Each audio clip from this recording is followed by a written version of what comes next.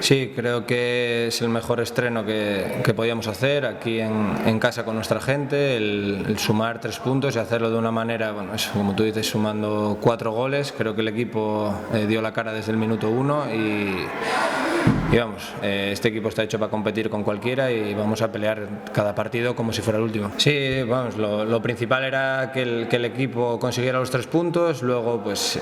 al final todos intentamos ayudar, poner nuestro granito de arena para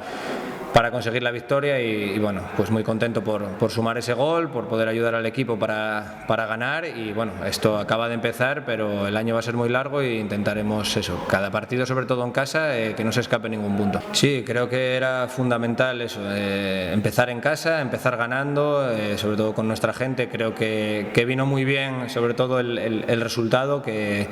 fue así bastante abultado, que pudo caer alguno más, pero que también, bueno, que ellos tuvieron un penalti para ponerse con 2-2, que quizás nos hubiera condicionado un poco más el partido, se hubiese puesto más de cara a cara, pero mira, al final el fútbol es así,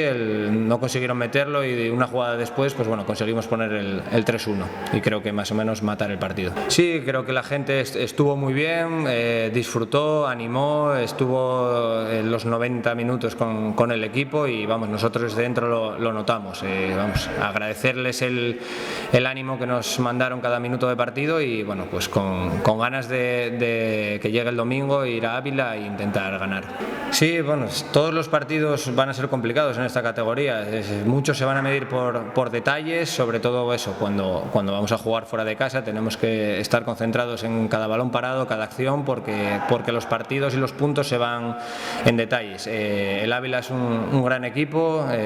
nosotros también, entonces bueno, eso, intentar ganar, intentar sumar otros 3 y seguir con esta racha positiva.